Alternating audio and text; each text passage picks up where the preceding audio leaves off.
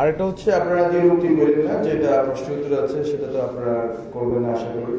সেটা হচ্ছে যেটা বলা হচ্ছে যে পত্রিকা যেগুলো প্রকাশিত হয় না এবং যেগুলো মাস্টার পরিবর্তন করে বাকিটা ইয়ে করে, আমাদের অলরেডি লিস্ট করা শেষ। আমরা গত 3 মাসে এই কাজটাই করতেছিলাম নীরবে। তো আমরা এখন রেডি।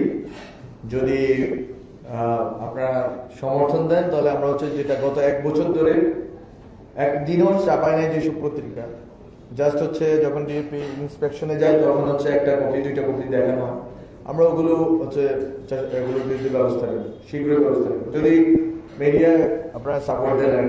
যদি না এরকম হয় যে আমি করলাম এটা পরে বলেন যে আসলে মিডিয়ার বিরুদ্ধে চলে গেছে তথ্যমন্ত্রী, যদি না এটা হয় আপনাদের সাপোর্ট লাগবে এর ক্ষেত্রে। আর আইপি টেলিভিশনের ক্ষেত্রে নিয়ম বাদেই গত সরকার আমলে অনেকগুলো টেলিভিশন দেওয়া হয়েছে। আইপি না শুধু অনলাইন রিলেটেড পুরা জিনিসটা, যেহেতু আমরা বললাম যে আইসিটি ডিভিশন এবং পিএনটি পোস্ট অ্যান্ড টেলিকমিউনিকেশন মিনিস্ট্রির সাথে বসে আমরা ঠিক করতেছি, তো ওইটার আওতায় আসবে, আইপি টেলিভিশনে আসবে। এবং বলে আমরা আমাদের বিগত যিনি উপদেষ্টা ছিলেন সাবেক উপদেষ্টা উনি একটা দিয়ে গেছেন, তো আমরা এগুলো পর্যালোচনা করবো। আমাদের একটা কমিটি আপনারা দেখছেন রিসেন্টলি হয়েছে তথ্য মন্ত্রণালয়ের রিলেটেড অ্যাডভাইজারি কমিটি, ওটা ওই কমিটিতে পর্যালোচনা করে আমরা সিদ্ধান্ত নেব। কিন্তু আমরা আইনের জায়গা বা নীতিমালার জায়গাটা, যেটা আইসিটি ডিভিশন এবং পিএনটির সাথে যে আলোচনাটা চলতেছে পোস্ট টেলিকমিউনিকেশনের সাথে, সেটা অনুযায়ী আমরা আমি একটা কথা নিশ্চিত করে বলতে পারি, যেটা হচ্ছে সাংবাদিকদের শিক্ষাগত যোগ্যতার চাইতে আসলে আমিও সাংবাদিকতার চেষ্টা করেছি, একটা দিকে আমার যে কিছুদিন কাজ করে ছেড়ে দিয়েছি। তো আমার কাছে যেটা মনে হয়েছে, এবং আমি যে সাংবাদিকদেরকে আমি পড়েছি, বিশেষ করে আদালত সামাদ থেকে শুরু করে সিরাজুল হক, সিরাজুল ইসলাম বিবিসি তিনি আছেন, আপনি যে কোনো সাংবাদিকের, এবং ওই যে আমাদের মমতাজ আছে না, আপনি যাদেরই লেখা পড়েন না কেন, আত্মজীবনী পড়েন না কেন, সাংবাদিকদের যে আত্মজীবনী গুলো আছে যেগুলো আমি পড়েছি বা আরো হয়তো আছে, আর ওখানে এরকম কোনো কিছু নেই যে বিএ ডিগ্রি লাগবে অথবা মাস্টার্স ডিগ্রি লাগবে। মূলত সাংবাদিক মানুষ হয় হচ্ছে যে ওই অনুসন্ধিৎসার জায়গা থেকে।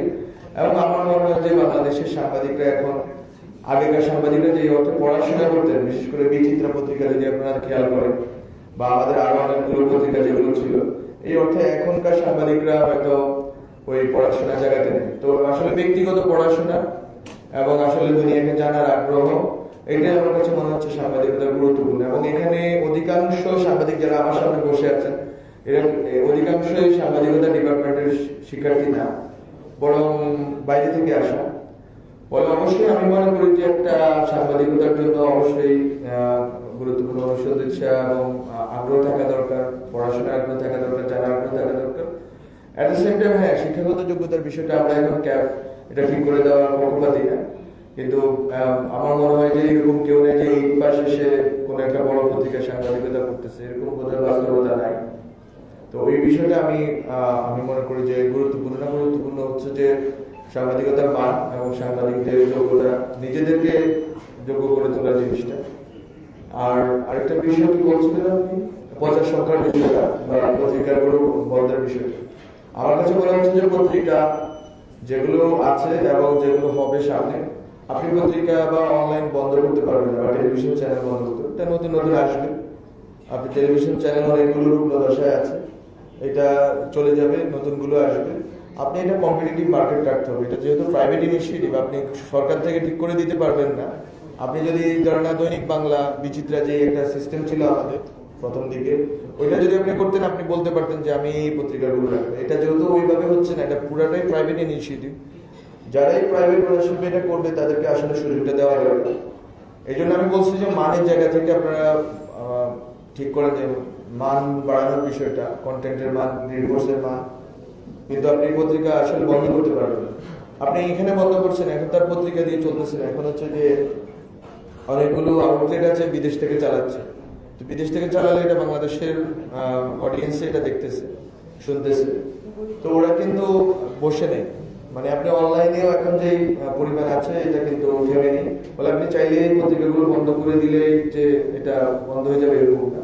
আর সরকার থেকে আসলে এরকম উদ্যোগ নেওয়াটা আমি মনে করি না ন্যায্য আর কি এই সময়ে এসে। আচ্ছা, ওই সময় আমি মনে করি যে তথ্য মন্ত্রণালয় যে নির্বাচন কমিশনের দায়িত্ব পালন করে, নির্বাচন কমিশন অলরেডি একটা আউটলাইন ঠিক করছে, গাইডলাইন দিচ্ছে, এবং ওই ক্ষেত্রে তারা আমাদের সাথে কোনো পর্যালোচনা করে নেই, মানে দুর্ভাগ্যবশত, অথবা তারা হয়তো এইভাবেই কাজ করে। তো আমরা আশা করি যে ওনারা এটা ব্যবস্থা দেখবেন। আমরা যেটা করতে পারি আমাদের দিক থেকে মন্ত্রণালয়ে, আমি যেটা বলেছি আগেও, যে আমরা সাংবাদিকদের নিরাপত্তা এবং সাংবাদিকরা যাতে তথ্য সংগ্রহ করতে পারেন সেই জায়গা থেকে নির্বাচন কমিশনের সাথে আমরা একটা সমন্বয় করার চেষ্টা করব। এই জায়গাটা আমরা দেখব। আর গুজব প্রতিরোধের যে বিষয়টা আছে, আমাদের অবশ্যই সরকারের পিআইবি থেকে একটা উদ্যোগ আছে বা বিভিন্ন উদ্যোগ আছে। আমি মনে করি এই উদ্যোগগুলো মানে খুবই মানে এত বড় উদ্যোগ, এটা খুবই ছোট উদ্যোগ। এটা সাংবাদিকতার জায়গা থেকে এটা দেখতে হবে। আমরা যেটা প্রস্তাব করার চেষ্টা করছি বিভিন্ন মিডিয়াতে, যে প্রত্যেকটা মিডিয়াতে একটা ফ্যাক্ট চেকিং ইউনিট থাকা দরকার। তারা এটা দেখভাল করুক যে তাদের হাউস থেকে যাতে কোনো গুজব বা অপতথ্য না থাকে। আচ্ছা ভাই, আমার প্রশ্নটা হচ্ছে কত টাকা দিয়ে শুরু হচ্ছে? এখন আমরা তো একটা জিনিস আমাদের মনে আছে, আমরা এখনো পর্যালোচনা করতেছি, কারণ হচ্ছে মিডিয়াকে বললে এটা নিয়ে একটা বড় হইচই পড়ে যাবে। তো আমরা এখনো পর্যালোচনা করতেছি, কিন্তু আমরা চাচ্ছি যে আমাদের সংস্কার কমিশন একটা প্রস্তাব করছে যে 9 গ্রেড থেকে শুরু করতে। তা আমরা মনে করি যে এটা একটু উচ্চাভিলাষী হয়ে যায়। তো আমরা একটা মিডল গ্রাউন্ডে আসার চেষ্টা করতেছি, যেটা আমরা প্রস্তাব করব। এবং আমি আজকের মাধ্যমে আসলে মালিকদেরকে, সম্পাদকদেরকে মানে জানানোর চেষ্টা করলাম যে আমরা আপনাদের সুবিধার জন্য রাষ্ট্র থেকে এই সুবিধাগুলো দিব, আপনারা সাংবাদিকদের সুবিধাগুলো দেন। ফলে এটা একটা মিউচুয়াল জিনিস হইতে হবে, আমরা রাষ্ট্র থেকে দিব, আপনারা সাংবাদিকদেরকে দিবেন। তো ওনারাও একটু ভাবুক, আমরা এটা নিব। এটা আমরা আশা করি যে এই সপ্তাহের মধ্যে ঘোষণা করা যাবে। আর একটা বিষয় যেটা বললেন ভাই, যে পুরা মাসের মধ্যে সম্ভব কিনা, আমাদের অধিকাংশ কাজই হচ্ছে যে হাফওয়ে তে এসে বসে আছে। এখন আশা করি যে সম্ভব হবে। এখন তো আমি যেটা সিডিএস এ বলছি যে একটা বড় অংশ বসে আছে পরবর্তী সরকারের জন্য, সেটা বাস্তবতা সবসময় এরকম ইন্টারিম গভর্নমেন্টগুলোতে হয়। তো আমরা চেষ্টা করছি যে এই সংস্কার যতটুকু পারা যায়, এটা আমাদের যেহেতু ম্যান্ডেটের অংশ, আমরা এটা করে দেবো, চেষ্টা করছি। একই প্রশ্ন আমি বলে দিই যে আমরা যেটা করতে চাচ্ছি সেটা টেলিভিশন, নিউজ পেপার এবং অনলাইন পোর্টাল সবার জন্য সমান। কেউ যদি সাংবাদিকের যে কার্ড নিয়ে আছেন না আপনারা, যে প্রেস সাংবাদিক পরিচয় দিতে হলে এবং অ্যাক্রেডিটেশন যেটা আছে, এই বেতন মানে বেতন কাঠামোর অধীনে দিতে হবে। ওই হাউস যদি বেতন ঠিক মতো না দেয় আমরা দিব, অ্যাক্রেডিটেশনও দিব। আমি এটা অলরেডি যে দিগন্ত থেকে আপনি আসছেন, ওনাকে উত্তরটা দিয়েছি যে আমরা বন্ধ তো করে দিতে চাই। বন্ধ করলে যে সংকটটা আসবে, যে বক্তব্যটা আসবে, সেটা আমরা চাচ্ছি যে আপনারা আমাদেরকে সহযোগিতা করেন। তাহলে আমরা মার্কেট থেকে ব্যাড অ্যাপল গুলো সরিয়ে দিই, গুড অ্যাপলের মধ্যে প্রতিযোগিতা হবো, এটাই আমরা চাই। সেই গত 3-4 মাস ধরে বলে আসতেছি আমি এই কথা। এটার কারণ হচ্ছে আমি নিজে অনুরোধ করেছিলাম প্রফেসর, আমাদের মাননীয় উপদেষ্টা প্রফেসর মোহাম্মদ ইউনূসকে, যে আমরা যেই প্রক্রিয়াতে যাচ্ছি, লাইসেন্সিং থেকে শুরু করে আমাদের অনেকগুলো ডিসিশন যেটা বাংলাদেশের রাজনীতিকে সরাসরি প্রভাবিত করে।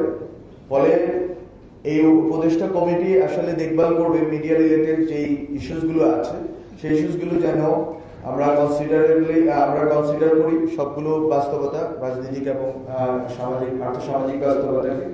ফলে এটা একটা অ্যাডভাইজরি বডি, যারা মন্ত্রণালয়কে অ্যাডভাইস করবে to do something or not to do something, এটাই আর কি। যাতে সেটা এই অ্যাডভাইজরি কমিটিটা যাতে এই মন্ত্রণালয়ের রিলেটেড কাজগুলো যেহেতু রাজনীতিকে প্রভাবিত করে, রাষ্ট্রের বিভিন্ন ডিসিশনকে প্রভাবিত করে, ফলে আমার অনুরোধে উনি এটা করে দিয়েছেন।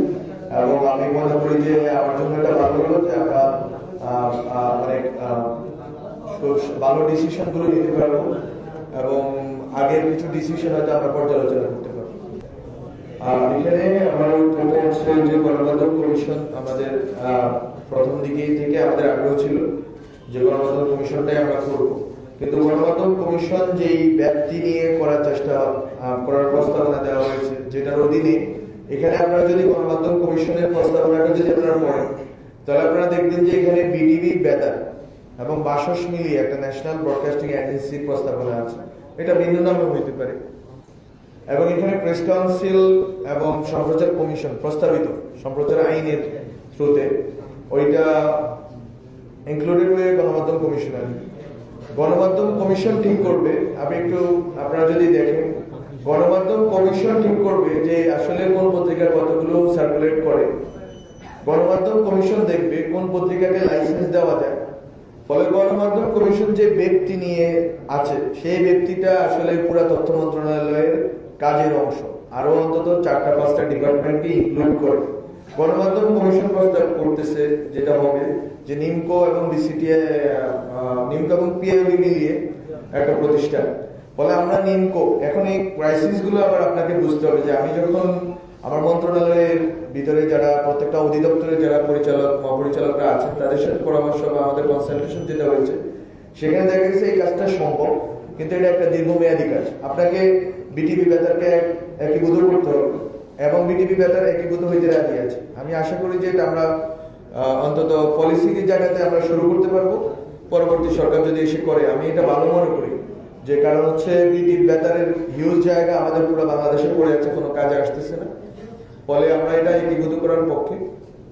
কিন্তু আরো যে বিষয়গুলো বললাম, যেটা ডিএপির অধীনে আছে আজকে সার্কুলেশন, এবং এটা গণমাধ্যম কমিশনের অধীনে যাবে। প্রেস কাউন্সিলে যে অভিযোগগুলো আপনি দেন সেটা যাবে গণমাধ্যম কমিশনের। ফলে গণমাধ্যম কমিশন একটা বডি আকারে অনেক বড় একটা বডি হবে, যে বডিতে প্রস্তাব অনুযায়ী সরকারের কোনো প্রতিনিধিত্ব থাকবে না, কারণ সরকারের বাইরে মিডিয়াগুলো টাকা দিবে, মিডিয়াগুলো হচ্ছে এটার ব্যয় বহন করবে, এবং গণমাধ্যম কমিশন গঠিত হবে মিডিয়াগুলোর জন্য। ফলে আপনি যদি এই পুরো প্রস্তাবনাটা দেখেন, এটা খুবই আলাদাভাবে যখন আপনাকে বলা হয়, প্রশ্ন করা হয় গণমাধ্যম কমিশন করতেছেন না, মনে হয় যে গণমাধ্যম কমিশন একটা মাত্র কমিশন বা একটা মাত্র বিষয়। কিন্তু এই বিষয়টা এত বিস্তৃত পরিসর নিয়ে করা, যেটা এই সরকারের যে স্বল্প সময় এটা করা সম্ভব না, কিন্তু এর ভিতরে যে এলিমেন্ট গুলো আছে সেগুলো হয়তো আমরা শুরু করে দিতে পারবো, এবং আশা করি যে পরবর্তী সরকার বা আমরা একটা প্রস্তাবনা দিয়ে যেতে পারবো যে এটা যাতে বাস্তবায়ন করে যায় সরকার, বাস্তবায়ন করে সরকার। কারণ এটা একটা বড় সড়ো ডিসিশন, যেটার কারণে মন্ত্রণালয়ের অনেকগুলো অধিদপ্তর এই ডিসিশনের ফলে প্রভাবিত হবে। এটা কম বেশ হবে। আপনি আপনার ডিএপি ডিজি আর লাগবেন, ডিএপি ডিজির কাজ মানে মিডিয়া সার্কুলেশন এবং মিডিয়ার যে বিজ্ঞাপন হার থেকে শুরু করে আরো যে বিষয়গুলো আছে, এর বাইরে ডিএপি ডিজির কাজ হচ্ছে প্রকাশনার কাজটা তো পিআইবি করে। ফলে আমাদের মন্ত্রণালয়ের ভিতরে যে কাজগুলো আছে সবগুলোর আবার কর্মবন্টন আবার ঠিক করতে হবে। ফলে এই বিষয়গুলো আমি মনে করি যে এত বড় বিষয় অ্যাড্রেস করার বিষয়ে আমাদের যারা এখানে কর্মকর্তা আছেন তাদের এক ধরনের অনিচ্ছা অনীহা ছিল যে স্যার এই কম সময়ের মধ্যে আসলে এটা করা সম্ভব না। ফলে আমরা ওইটা বাদ দিয়ে প্রেস কাউন্সিলটা গঠন করেছি, আরো যে এই কাজগুলো আছে সেগুলো আমরা করে রেখেছি। পরবর্তী সরকার যদি এই উদ্যোগ নিতে পারে, আমি মনে করি যে এটা খুবই ভালো উদ্যোগ হবে, কিন্তু এটার জন্য আরো ওয়াইডার কনসালটেশন দরকার। এবং যেহেতু মন্ত্রণালয়ের ভিতরে অনেকগুলো দপ্তর এটা তারা প্রভাবিত হবে, মন্ত্রণালয়ের ভিতরে যারা কাজ করেন তাদেরও পর্যালোচনাগুলো নিয়ে এই সিদ্ধান্তে আসা দরকার। আপনি আমার জায়গা থেকে যেটা বলি যায় দিনে এটা বোধহয় আগে ডিসিশন, তারপর আমি যেটা জানি যায় নিয়ে সংকটে আছে, মালিকানা কি আসলে আছে নাকি নাই, পত্রিকাটা বিক্রি হয়েছে কি হয়নি। ফলে আমরা এটা আমরা মনে করি যে সরকার আমলে যেটা হয়েছে যে উনি যেহেতু এটা ধরে নেওয়া হচ্ছে, এটা হচ্ছে আমি এখন লিগাল ভাষায় কথা বলতে হবে, বোনাফাইড ইন্টেনশনের জায়গা থেকে যে উনি নিপীড়িত যেহেতু হয়েছেন, ফলে উনি বঞ্চিত হয়েছে। আওয়ামী লীগ 2007 সালে কি 8 সালে ওরা থেকে এটা কেড়ে দিচ্ছে, উনি বিদেশে চলে যেতে হয়েছে, উনি জেলে যেতে হয়েছে। ফলে একটা বোনাফাইড ইন্টেনশন যে ঠিক আছে যে আমরা দেখলাম উনি নিপীড়িত হয়েছেন। ফলে এটা আমি মনে করি যে এটা হচ্ছে যে অনেকগুলো হাউস, যেমন আমার দেশ, এটা উনি 5 বছর জেলে ছিলেন, 5 বছর নির্বাসনে ছিলেন। তো উনি যখন ফেরত আসলেন, আমার দেশ পত্রিকা কিন্তু চালু হলো নভেম্বরের 23 তারিখ, যদি আমি বললাম নভেম্বরের শেষে, এবং তারা মিডিয়া তালিকাভুক্ত হলো এবং তারা বিক্রয় করলো। ফলে আমরা যেসব সম্পাদক নিপীড়িত হয়েছেন, মজলুম হয়েছেন এবং যারা আওয়ামী লীগের রোষানল করেছেন, তাদের ক্ষেত্রে অবশ্যই আমরা দেখার চেষ্টা করেছি তারা যাতে তাদের যে পত্রিকা বা প্রতিষ্ঠান আছে সেটা যেন তারা ফেরত পান, এবং এটা আইন মেনে হয়েছে। এটা উনি হয়তো অফিসের ক্ষেত্রে কি হয়েছে সেই বিষয়ে আমি মন্তব্য করতে চাই না, কিন্তু যেটা পরবর্তী যে প্রক্রিয়াটা এটা অবশ্যই তথ্য মন্ত্রণালয়ের যে আইন মেনে। এবং আপনি জানেন ওনাদের মিডিয়া ডিক্লারেশন যেটা আছে সেটা আমরা দিয়েছি 5 মাস পর বা 4 মাস পর। তো আমরা চেষ্টা করেছি যতটুকু আইনের ভিতর থেকে কাজ করা যায়। এটা একটা বিষয়। আরেকটা বিষয় আপনি কি বললেন যে মিডিয়া লিস্টের বাইরে এখানে একটা গুরুত্বপূর্ণ পাঠ্যক্রম আছে, যেটা হয়তো আপনারা খোঁজ নিচ্ছেন কিনা জানি না। সেটা হচ্ছে 2004 সালে গত বিএনপির আমলে বিশ্বব্যাংক একটা প্রস্তাব করেছিল যে বিজ্ঞাপনগুলো আসলে কে নিয়ন্ত্রণ করবে। ওই সময় বিজ্ঞাপনগুলো ছিল তথ্য মন্ত্রণালয়ের অধীনে, সবগুলো বিজ্ঞাপন। কিন্তু এখন সবগুলো বিজ্ঞাপন আমার মন্ত্রণালয়ের অধীনে না, এবং আমার কাছে ফাইলও পাঠানো হয় না, বরং ক্রোড়পত্রগুলো আমার। ধরেন যেদিন জাতীয় যে ক্রোড়পত্র, দৈনিকে ক্রোড়পত্র যাবে, এই ক্রোড়পত্রগুলো হচ্ছে আমার কাছে আসে। আমরা তখন ঠিক করি যে ঠিক আছে, প্রচার সংখ্যার দিক থেকে ভালো অথবা সব বিবেচনায় আমরা হয়তো ঠিক করি। এটা র্যান্ডম সিলেকশন করার চেষ্টা করেছি আমরা এই সরকার আমলে। দেখবেন যে বিভিন্ন দ্বারা বিভিন্ন আদর্শের দুইটা পত্রিকা একই সাথে ক্রোড়পত্র করেছে, আমরা চেষ্টা করেছি সবাইকে দেওয়ার জন্য যতটুকু দেওয়া যায়। কিন্তু বাকি যেগুলো আছে, ধরেন আইন মন্ত্রণালয়, অর্থঋণ আদালতের একটা বিজ্ঞাপন, এটা আমার কাছে আসে না। এটা ওই মন্ত্রণালয় থেকেই ওরাই যারা আছে পিআরও বা বিভিন্ন থ্রুতে ওরা পায়, এবং আপনার পত্রিকা অফিসের লোকরাও এই কানেকশন মেনটেন করে, এটা আমরাও জানি। প্রত্যেকটা বিজ্ঞাপনের আগে কল যায় ওই অফিসারের কাছে, সেটাও জানি। ফলে এটা তো হচ্ছে যে একটা নেক্সাস, ওইটা তো আমার হাতে নেই। ওইটা প্রত্যেকটা মন্ত্রণালয় এখন স্বাধীনভাবে নিজেদের বিজ্ঞাপনগুলো দিচ্ছে। আমার মন্ত্রণালয়ে শুধুমাত্র ডিএপি রিলেটেড যেগুলো আছে ওগুলো আমি দিচ্ছি। ফলে এটা আমার আওতাধীন। সে একটা জিনিস কি, সবকিছু নির্ভর করে আসলে, যেটা আমি আমার প্রিন্সিপাল বললাম যে মার্কেটে যদি ব্যাড অ্যাপল থাকে, আমরা এখানে সাংবাদিক নামদারি অনেক লোক আছে। আমরা যখন অ্যাক্রেডিটেশন কার্ড বাতিল করা হলো সরকার থেকে, তখন এখানে পুরো রব হাউকাম পড়ে গেছে। কিন্তু কতজনের অ্যাক্রেডিটেশন ছিল? 3000-এর কাছাকাছি, আরো বেশি। কোথা থেকে? 8000-এর অ্যাক্রেডিটেশন। কেন? ছাত্রলীগের কোন একটা নেতা স্থানীয় ধরেন না কোনো একটা পত্রিকার একটা কার্ড নিয়ে ঢাকা শহরে এসে সচিবালয়ের ভিতরে টেন্ডারবাজি করতেছে, নিয়োগ বাণিজ্য করতেছে। সো আপনি অবশ্যই দেখে মনে হচ্ছে জুনিয়র, মানে একটা হয়তো সাংবাদিকতা রিসেন্টলি আসছে। তো আমি মনে করি এই পুরো প্রক্রিয়াটাতে আপনারা যদি এই সাংবাদিকতার পরিমণ্ডল থেকে যদি ব্যাড অ্যাপলগুলো বার না করেন, তাহলে কোন আইন দিয়ে কাজ হবে? কারণ এখানে রাজনৈতিক দুর্বৃত্তায়ন যদি থেকে যায়, তাহলে এখানে অবশ্যই সাংবাদিকদের বিরুদ্ধে আক্রমণ হবে, সংঘাত হবে, সংঘর্ষ হবে। সাংবাদিকরা রাজনৈতিক কর্মসূচিতে গিয়ে বক্তৃতা দিবে, রাজনৈতিক কর্মসূচি থেকে ওখানে অবশ্যই সংঘাত হবে, এবং আপনাকে রাজনৈতিকভাবে ট্রিট করা হবে। আপনি তখন সাংবাদিক পরিচয় দিতে পারবেন না। যেমন আওয়ামী লীগের সাংবাদিকদের ব্যাপারে আমরা যে ব্যবস্থা নিয়েছি, অবশ্যই আমি অ্যাজ মানে লয়ার স্টুডেন্ট হিসাবে আমি মনে করি যে হ্যাঁ, অনেক ডিউ প্রসেসিং ল, আমি ব্যক্তিগতভাবে এই ক্ষেত্রে আমি অবশ্যই সবসময় ভোকাল ছিলাম যে due process of law maintain করা যেত। কিন্তু সাংবাদিক যাদের বিরুদ্ধে ব্যবস্থা নেওয়া হয়েছে, এরা আসলে কি করেছে গত 15 বছর? আপনারা সাংবাদিকরা তো একটা শ্বেতপত্র পাবলিশ করতে পারতেন।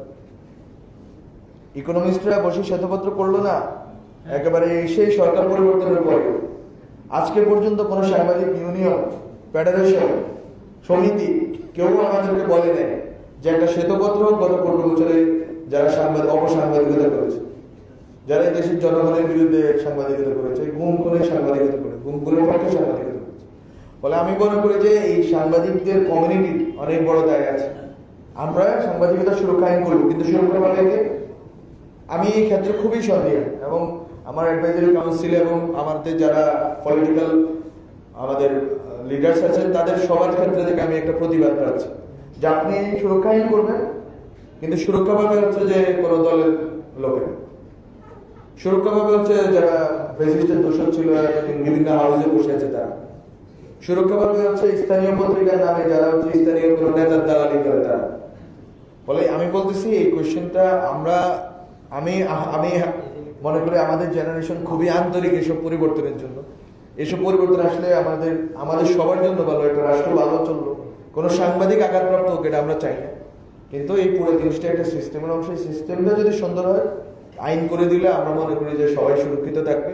এবং আমি একটু আগে যেটা বললাম, নির্বাচনের সময় সাংবাদিকদের সুরক্ষার বিষয়ে আমরা নির্বাচন কমিশনের সাথে কথা বলতেছি, এবং এটা নির্বাচন কমিশনের সচিব ক্যাবিনেটে ছিলেন, গত ক্যাবিনেটে, ওখানেও আমি বলেছি যে মিডিয়ার বিষয়টা খুবই ডিফাইন হতে হবে, কোন মিডিয়া পার্সোনাল ঢুকতে পারবে। আপনারা তো দেখছেন আরপিও সংশোধনী, বলে এগুলো সবই আমরা যতটুকু আমাদের দিক থেকে করা যাবে করবো, কিন্তু সাংবাদিকদেরও তো কিছু দায়িত্ব আছে। যে অপসাংবাদিকদের বিরুদ্ধে যাতে তারা সোচ্চার হয় এবং তারা যাতে এই যারা অপসাংবাদিকতা করে ফ্যাসিস্টের দোষক ছিল তাদেরকে যাতে এই হাউসগুলোতে যাতে কোনোভাবে তারা না থাকে, অথবা তারা অন্তত অ্যাপোলজি করুক।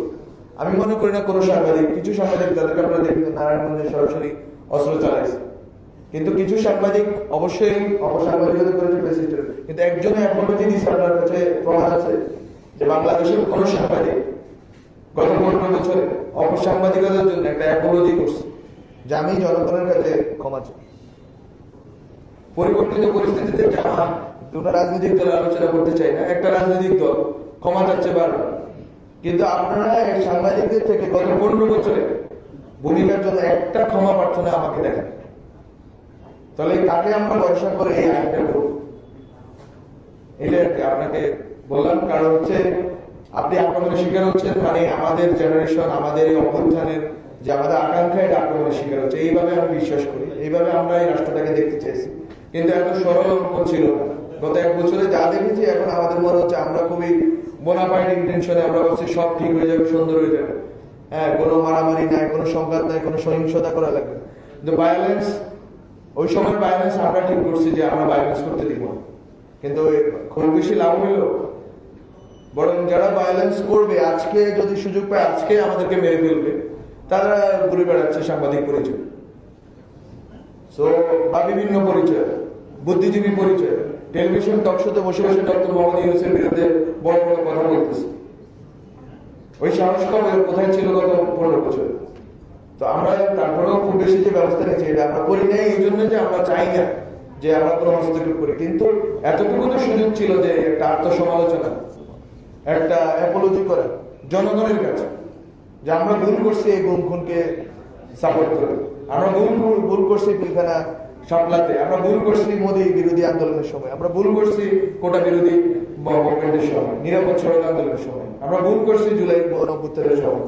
কেউ আজ পর্যন্ত কথা বলে টেলিভিশন চ্যানেলগুলো পুরো ব্ল্যাক আউট করে দিচ্ছে এই অভ্যুত্থানে। একটা টেলিভিশন চ্যানেল কোনো কথা বলবে না যে আমরা ক্ষমা চাই জনগণের কাছে। আসলে বিষয়টা হচ্ছে ওয়েস্ট বোর্ডের কথাটা আমি বলছি, আমি দায়িত্ব পেয়েছি হচ্ছে মূলত এপ্রিল মাস পুরো রমজান ছিল, যাই হোক বিষয়টা হচ্ছে যে আমার সময় আমি যতবার কথা বলেছি নবাবের সাথে বা অ্যাডকোর সাথে অথবা সাংবাদিক প্রতিনিধিদের সাথে, আমি মিলাতে পারিনি যে আপনারা একটা কমন গ্রাউন্ডে আসেন, আপনারা বলেন কি কি লাগবে রাষ্ট্র থেকে, গভর্নমেন্ট থেকে, আমরা ওটা দিচ্ছি, আপনারা সাংবাদিকদেরকে দেন। এটা একবার আমি কয়েকবার বলেছি এই পর্যন্ত। বলে আমরা আইনি সুরক্ষার যে বিষয়টা আছে, এটার জন্য সাংবাদিকতা সুরক্ষা আইন বা অনেকগুলো আমি মনে করি যে সুযোগ তৈরি হচ্ছে, এটা আছে একটা দিকে। আরেকটা দিকে হচ্ছে সাধারণ নাগরিক হিসেবে আপনি অনেকগুলো আইনি সুবিধা পান। যিনি আক্রমণের কথা বললেন একটু আগে, উনি কিন্তু সাংবাদিক হিসেবে না, শুধু সাধারণ নাগরিক হিসেবে উনি জিডি করতে পারেন ওনার উপর আক্রমণের, এবং এই প্রক্রিয়া আগাতে পারেন। আর ওয়েস্ট বোর্ড যেটা শ্রম আইনের অধীনে করার কারণে যেটা হয়েছে, শ্রম আইনের ভিতরে আপনি শ্রম আদালতে, ওই যে একদিন আগে একজন বললো, একজন সাংবাদিক নেতা বা সম্পাদক বললেন যে আমি শ্রম আদালতে যাইয়া দাঁড়াই থাকবো সাধারণ মানে শ্রমিকদের সাথে। এটা আসলে ক্লাস ব্যারিয়ার কিনা যায় না, কিন্তু একই হয়তো এটা মনের ভিতরে আছে যে আমরা শিক্ষিত সাংবাদিক, বাট দ্য পয়েন্ট ইজ আসলে ওইখানে তো আসলে আপনি কোনো প্রতিকার পাচ্ছেন। তো আমাদেরকে ডিফারেন্ট ইনস্ট্রুমেন্ট গুলোকে, আমরা লিগাল ইনস্ট্রুমেন্ট গুলো আনার চেষ্টা করছি, অথবা সাংবাদিকতা সুরক্ষা আইন অথবা গণমাধ্যম কর্মী আইন, যেটা আশা করি যে আমাদের সময়টা করে যেতে পারবো। আমাদের সময় তো খুবই গনিয়ে আসতেছে, সময় কমে আসতেছে, এটা আর কি। কিন্তু বাকি যে আপনি নাগরিক হিসেবে অনেক সুরক্ষা পান, এটা আপনি নাগরিক হিসেবেও চেষ্টা করতে পারেন যাতে আইনি সুরক্ষার জন্য কাজ করতে পারেন। আর এটা টেলিভিশন, প্রিন্ট মিডিয়া, অনলাইন সবার ক্ষেত্রে প্রযোজ্য। আপনার প্রশ্নটা আগে শফিক ভাই উত্তর দিয়ে নিন, উনি এটা হয়তো ভালো বলতে পারেন। আমরা এই বিষয়ে আমরা এটা আপনি জানেন যে এটা পিবিআই এটা ইনভেস্টিগেট করছে, নতুন করে ইনভেস্টিগেশন শুরু হয়েছে। আনফরচুনেটলি যেটা হচ্ছে যে ওরা ওই সময় যত লোক মানে সাসপেক্ট যারা অ্যারেস্টেড হয়েছিল সবাইকে ওরা খুঁজে বের করার চেষ্টা করছে। কেউ জেলে ছিল, জেলের থেকেও বেশিরভাগই বের হয়ে গেছে। তারা এখন কোথায় আছে, মানে ক্লুগুলো দরকার, যে ক্লু দিয়ে আপনি এগোতে পারবেন, সেই ক্লু কিছু রেখে যায়। ওরা এমন কাজ করেছে যে ও পরবর্তীতে দোষটা কাটতে দিয়েছে অনেক ক্ষেত্রে সাংবাদিকরা যে বলে নষ্ট করে ফেলেছে। ক্রাইম সিন নষ্ট করে দিয়েছে, মানে পুরো একটা বড় রকমের একটা হত্যাযজ্ঞ করেছে, করে আবার এটা ব্লেম দিচ্ছে সাংবাদিকদের যে তারা ক্রাইম সিন নষ্ট করেছে। আর পুরো জিনিসটা নিয়ে সত্যিকার অর্থে খুবই সিরিয়াস একটা টিম কাজ করছে পিবিআই। তারা যদি কোনো ব্রেক থ্রু হয় আমরা অবশ্যই আপনাদেরকে জানাবো, বাট এটা খুবই কষ্টসাধ্য কাজ। আমাদের সাগরপুরী, আমাদের বন্ধু, আমাদের সহকর্মী, সত্যিকার অর্থে এইরকম একটা ভয়ানক একটা খুন এটা কল্পনাও করা যায় না। বাট এই গভর্নমেন্ট প্রথম দিন থেকে এটা বিষয় খুব সিরিয়াস ছিল। পিবিআই এর স্পেশাল টিম এটা নিয়ে কাজ করছিল, ফুললি তারা এনগেজড।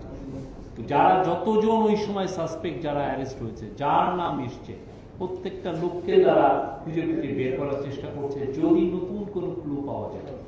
কিন্তু জিনিস সত্যিকার অর্থে এটা খুবই একটা কষ্টসাধ্য কাজ, বাট আমরা আশা ছাড়িনি ইনশাআল্লাহ বাংলাদেশে সাগরমুনি যারা হত্যা করেছে তাদের একদিন আমরা জানতে পারবো কারা হত্যা করেছে। নো পলিটিক্যাল আমার মন্ত্রণালয় আর আমি ব্যক্তি আলাদা। আমি একটু বেশি কথা বলতে চাই না। আমি এটা আগে বলেছি, পুরাতন বন্দোবস্তের লোকেরা, পুরাতন মিডিয়া হাউস যারা আছে, বড় বড় হাউস, আপনারা বুঝে নেওয়ার কথা, তারা চায় না যে বাংলাদেশে কোনো বড় বড় কোনো অল্টারনেটিভ মিডিয়া আছে। কিন্তু আমি যেহেতু এই প্রজন্মের লোক, আমি মিডিয়া দিব। আমি যদি কালকেও আমাকে সরে যেতে হয় রিপোর্টের কারণে, আপনাদের বিভিন্ন উদ্যোগের কারণে, তারপরে আমি একদিন থাকলেও আমি মিডিয়া দেওয়ার চেষ্টা করে দেব। কারণ আমি মনে করি যে এখানে ফ্রেশ ব্লাড দরকার আছে, ফ্রেশ পার্সপেক্টিভের দরকার আছে, এবং মিডিয়া দেওয়ার ক্ষেত্রে আমরা অবশ্যই নীতিমালা অনুসরণ করে দিচ্ছি। বিভিন্নভাবে এটাকে ফ্রেমিং এর চেষ্টা করা হয়েছে, কিন্তু আসলে কোনো ফ্রেমিং এ কাজে লাগতেছে না। কারণ মানুষ দেখতে পারতেছে যে অল্টারনেটিভ মিডিয়া ছাড়া যে বাকশালী যে ইকোসিস্টেম আছে, আমি এখানে কাউকে বলতেছি না যে বাকশালী ইকোসিস্টেমের অধীনে আপনারা সাংবাদিকরা অবশ্যই জুলাইয়ের শক্তি হিসেবে আমি মনে করি, কিন্তু মালিক পক্ষ থেকে শুরু করে অনেকেই লুকিয়ে আছেন। এবং যখন আমরা মালিকানার ক্ষেত্রে যাই, মালিকানার ফাইলগুলো দেখি, অধিকাংশ মালিক এখনো আওয়ামী লীগের মালিকানাও পরিবর্তন করা হয়নি। ওনারা বিদেশ থেকে বসে বসে এখনো এখানে টেলিভিশন চ্যানেলে যে আয় হয় সেটা থেকে ওনারা পাচ্ছেন, পত্রিকা অফিস থেকে যেটা হয় সেটা পাচ্ছেন। আমরা চেষ্টা করছি আইনের ভিতর থেকে যতটুকু পারা যায়, যেহেতু আমরা বন্ধ করবো না, আমরা দিব, এটাই আমার পলিসি। তথ্য অধিকার আইনে যে বিষয়টা আছে, তথ্য অধিকার আইনে আমরা কিছু পরিবর্তনের প্রস্তাবনা আছে, এগুলো আমরা দেখতেছি। এটা যদি নীতিমালা যদি পরিবর্তন করা যায় করবো। আর কেউ বিশেষ করে সিভিল সোসাইটি থেকে কিছু প্রস্তাবনা আছে। আর তথ্য কমিশন আমরা অনেক আগে প্রস্তাব করে রেখেছিলাম, কিন্তু এটা হয় নাই। এটা আমার জন্য দুঃখজনক, এটা বিভিন্ন কারণেই হয়নি। কিন্তু তথ্য কমিশনটা অ্যাক্টিভেট করার চেষ্টা আমি নিয়েছিলাম সেই জুলাই মাসে। আগস্ট মাসে আমরা প্রস্তাবনা সহ এটা উত্থাপন করেছিলাম, কিন্তু এটা কার্যকর করা হয়নি। আর তথ্য অধিকার আইন তথ্য কমিশনের মুখাপেক্ষী কিনা আমি শিওর না। আমি মনে করি এর বাইরেও তথ্য অধিকার আইনের সূত্রে আপনাদের তথ্য প্রাপ্তির অধিকার আছে, এটা তথ্য কমিশনের আমি মনে করি যে এটা মুখাপেক্ষী না। এবং প্রত্যেকটা মন্ত্রণালয়ে আপনি যদি যান দেখবেন যে এটা একটা সিটিজেন চার্টারের অংশ, বা তথ্য প্রদানের যেই আপনাদের সুযোগগুলো আছে, তথ্য প্রাপ্তির অধিকার আছে, এটা লিখিত আছে। ফলে আমি মনে করি যে আপনারা আইনটা দেখে আপনারা এই বিষয়ে কথা বলতে পারেন এবং তাদের কাছে পৌঁছাতে পারেন। আর আমার মন্ত্রণালয় রিলেটেড যদি হয়, তথ্য কমিশন রিলেটেড, যেহেতু আমার কোনো কমিশনার নেই, কিন্তু ওখানে একজন আমার সচিব আছে বা অফিসটা কার্যকর আছে, আমি সহযোগিতা করতে পারলে আমি খুশি হব। আপনারা সাংবাদিকদের একটা জিনিস, এই কালকে বা আপনি একটু 4-5 মিনিট বসেন। হ্যাঁ, আমি কালকে মানে কথা বললাম সকালে, প্রথমে আমি দেখলাম রিপোর্টের মানে কাজ হচ্ছে একরকম। প্রথমে রিপোর্ট জমা শুরু করলো কি শিরোনামে, যে মন্ত্রী কথা বলছেন, উপদেষ্টাই কথা বলছেন। পরবর্তী যখন দেখবেন, আপনারা এখনো সার্চ করেন হেডলাইন, 8-10টা বড় বড় পত্রিকার হেডলাইন, প্রথম আলো, সমকাল, তারপর আরো অনেকগুলো, সমকাল আর প্রথম আলো প্রায় সমান। আরো বিজনেস স্ট্যান্ডার্ড একই কথা। সংঘাতে যে আপনি একটু পরে বলেন তো, সংঘাতের জন্য মুখী আছে। বক্তব্যের একাংশ। কিন্তু এখানে একটা কথা বলে নাই, যে কথাটা আমি বলছি কথাটার প্রিন্সিপালটা কি ছিল, বক্তব্যটা কি ছিল, যে প্রধান উপদেষ্টা বলে আস্থার কারণে এখনো রাজনৈতিক দলগুলো সংঘাত করতেছেন এবং নির্বাচনের আগে উনি তো নির্বাচন পর্যন্ত থাকবেন আমি আশা করি, বিশ্বাস করি, এবং উনি নির্বাচন সুষ্ঠু এবং গণতান্ত্রিক একটা নির্বাচন দিয়ে উনি যাবেন, ফলে উনি থাকা অবস্থায় কোনো সংঘাত হবে না। কিন্তু আপনি বলতেছেন আমি নির্বাচনের আগে কোনো সংঘাতের কথা আমি বলি। আমি বলছি যে বাংলাদেশে যেই ধরনের ক্রাইসিস গুলো ডেভেলপ করতেছে, প্রধান উপদেষ্টা থাকার কারণে, আস্থার কারণে জুলাই সনদ অন্তর্ভুক্তের মধ্যে রাজনৈতিক দলগুলো সংঘাতে জড়াচ্ছে না। কিন্তু যখন উনি চলে যাবেন, এই সংঘাত যে এই ক্ষেত্রগুলো তৈরি হয়েছে, পরবর্তী সরকার এসে এটা আসলে মোকাবেলা করতে পারবে কিনা, এই সংঘাতের সাথে ধর্মীয় যেই চেতনা বা আবেদন এটা যদি যুক্ত হয়, তাহলে এটা কোন জায়গায় গিয়ে ঠিক, কারণ এটা মাজার নিয়ে একটা আলোচনা চলতেছে। ফলে আপনারা দেখেন, আমি তথ্য উপদেষ্টা, আমার বক্তব্যটাই আপনারা কতবার দুইটা কথা বললেন, প্রথমে একবারে 3টা পর্যন্ত একটা কথা চলছে, একটা রিপোর্টেই যে উনি বললেন টুকলিবাজি, একটা রিপোর্টে আপনারা প্রত্যেকটা ওয়ার্ড বাই ওয়ার্ড বড় বড় হাউস আপনারা একইভাবে প্রকাশ করলেন। 3টা বাজে জানি না কার থেকে নির্দেশনা পাইছেন, আমার থেকে অবশ্যই পান না। তারপরে শুরু হইলো এই যে সংঘাত, এটা আবার আপনারা 10-15টা মিডিয়া করলেন।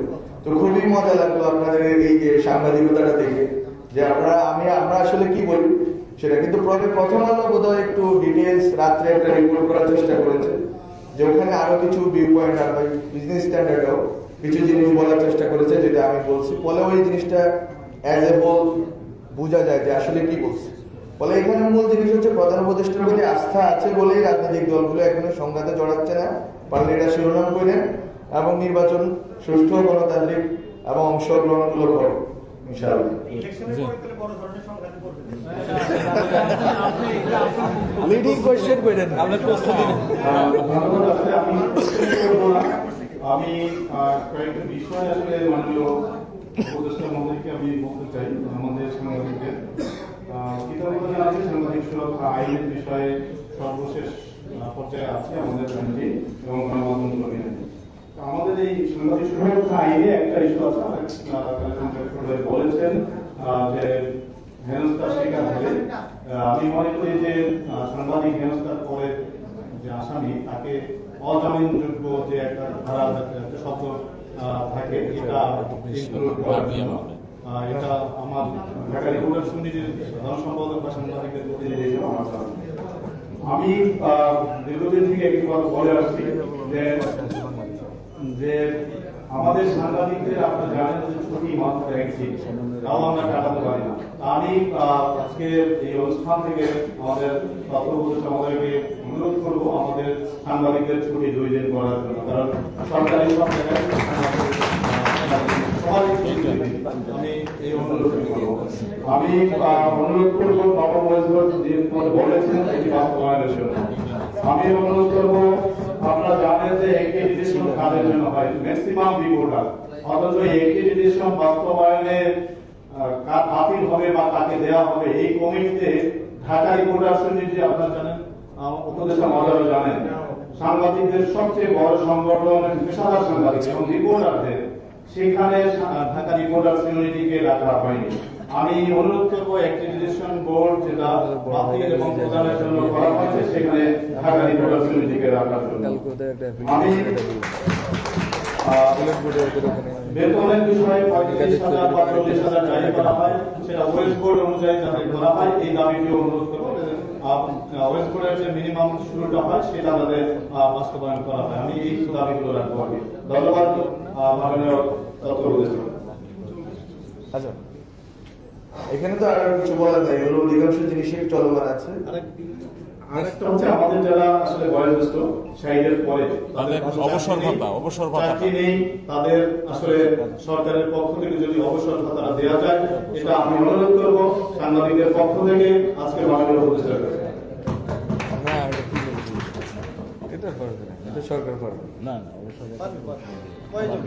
রেগুলার বয়স্ক ভাতা যেটা পাবে ওটার মধ্যে না। আমি বলি যে প্রাইভেট, মানে আমরা তো আসলে রাতকে দিন করে ফেলতে পারবো না, এখন এত জিনিস হয়তো আমরা পারবো না। এটা যেগুলো আমরা করতে পারি সেটা হচ্ছে যে আপনি যেটা বললেন যারা অবসর, এখন সাংবাদিক কল্যাণ ট্রাস্টের জায়গা থেকে আমরা একটা হেল্পের ব্যবস্থা করতে পারি, আর আমরা করতেছিও, এবং খুবই নিয়মিত 3 মাস পর পর টাকাটা যাচ্ছে। এবং আমি হলফ করে বলতে পারি আমার দিক থেকে অথবা এরকম কোনো দিক থেকে কোনো যায় নাই যে ঠিক আছে এড়ে দেন। বড় আমরা যেটা করার চেষ্টা করতেছি যে যারাই দুস্থ, এবং অনেক ক্ষেত্রে দেখা যাচ্ছে যে মানে কোনো দলীয় পরিচয়ের বাইরেই সব সাধারণ সাংবাদিক যারা আছেন এবং গ্রামের বিশেষ করে স্থানীয় বা মফস্বলের সাংবাদিকরা টাকাগুলো পাচ্ছেন। ফলে আমি মনে করি যে ওইটা একটা উপকরণ, মানে একটা উপায় আমাদের কাছে আছে। ওইটাকে কিভাবে আরো শক্তিশালী করা যায় সেটা আমাদের চেষ্টা করা উচিত। আর যে বিষয়গুলো বললেন আমার মনে হয় যে এই বিষয়গুলো আমি অ্যাড্রেস করার চেষ্টা করেছি। সাপ্তাহিক ছুটির বিষয়টা আমি বলি যে এটা হচ্ছে প্রাইভেট, অবশ্যই টেলিভিশন মিডিয়া এবং অনলাইন গুলো প্রাইভেট প্রতিষ্ঠান। এখন প্রাইভেট প্রতিষ্ঠানে আমরা কতটুকু আসলে এনগেজ হইতে পারি, এখন আমরা আহ্বান জানাতে পারি, আমরা বলতে পারি যে আপনারা অন্যান্য প্রাইভেট ইনস্টিটিউশনগুলোর মতো আপনারা শুক্র শনিবার ছুটি রাখবেন, আর বাকি 5 দিন আপনারা আপনাদের যে কর্মকাণ্ড যে আপনাদেরকে যাতে রাখেন। কিন্তু এটা আসলে প্রাইভেট ইনিশিয়েটিভ যেহেতু এটা আমরা অ্যাডভাইজরি অথবা আমরা একটা ডিরেক্টিভ আকারে বলতে পারি, আমরা কিন্তু তাদেরকে বাধ্য করতে পারি। ফলে এটা আমার দিক থেকে থাকলো। আর অ্যাক্রিডিশনের বিষয়ে যেটা বললেন সেটা হচ্ছে যে অ্যাক্রিডিশনের কমিটিতে ডিআরইউ নেই, কিন্তু বিএফইউ আছে। না এক জিনিস না আমি জানি, কিন্তু আমার কথা হচ্ছে যে এটা চলমান আছে। যেমন আমি বলি প্রেস কাউন্সিলে আপনি নোয়াব থেকে আমার 6টা প্রতিনিধি দিতে হবে, 6 জন প্রতিনিধি দিতে হবে। আপনার বিএফইউজি থেকে প্রতিনিধি দিতে হবে। এই তো আমার ডিআরইউ কোন প্রতিষ্ঠান, ইউনিয়ন না, ডিআরইউ প্রেস ক্লাব এগুলি তো ক্লাব ভাই। এখন ওইটা নিয়ে আমরা আলোচনা করতে পারি, কিন্তু এর চেয়ে বেশি আমার মন্ত্রণালয়ের অধীনে আপনি যাবেন না না ওই তো না, ওই জন্য বলছি আমরা এটা নিয়ে অনেক আলাপ করতে পারি। আচ্ছা আপনি বলেন ভাই, আমি একটু ইয়াটা করে কমপ্লিমেন্ট করি। ডিআরইউ সত্যিকার অর্থে আপনার বুঝতে হবে ডিআরইউ কোন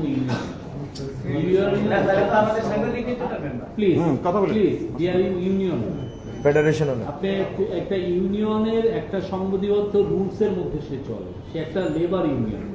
অনেকে দেখবেন যে লেবার অ্যাক্টিভিস্ট আর লেবার ইউনিয়ন একটু ডিফারেন্ট।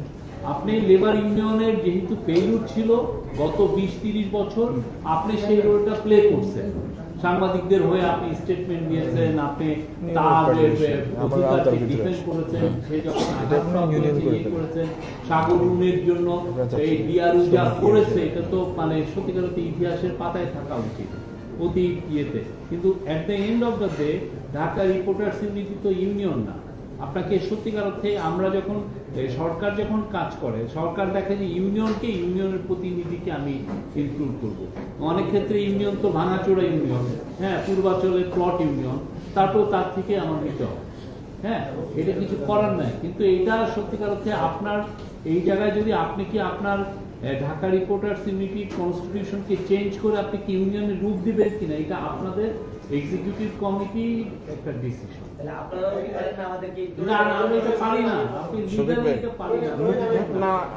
আমি একটু বলি, আপনি আইনগতভাবে ঢাকা সাংবাদিক ইউনিয়ন সাংবাদিকদের সংগঠন, যেহেতু ভিত্তিক রাজনৈতিক দলের সংগঠন, কিন্তু ঢাকা রিপোর্টার্স ইউনিটি সাংবাদিকদের সংগঠন।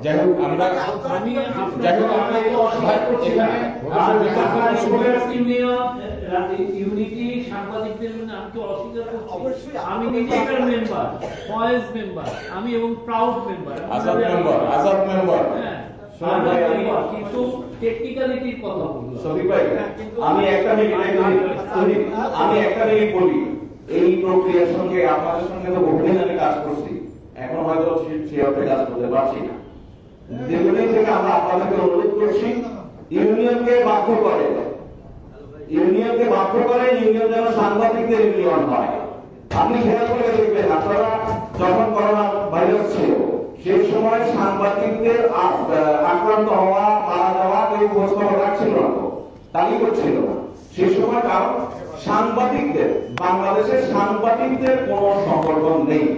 বহু সাংবাদিক সংগঠন আছে, কিন্তু এমন কোন অর্গানাইজেশন নাই যে পুরো সাংবাদিকদের প্রতিনিধিত্ব করবে, সবাই শুধু মেম্বারদের দেওয়া হয়।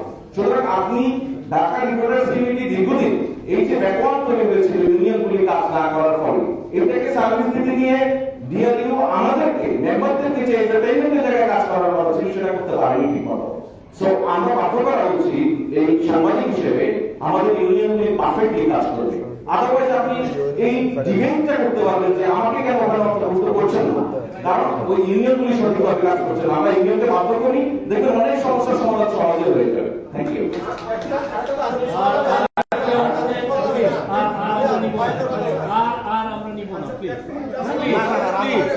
ভাই আর কোনো প্রশ্ন নেওয়া হবে না, ছোট ভাই কথা বলবেন। হয়তো কথা বলে উত্তর দেওয়া উচিত ছিল একটু। উপদেষ্টা ধন্যবাদ। আমি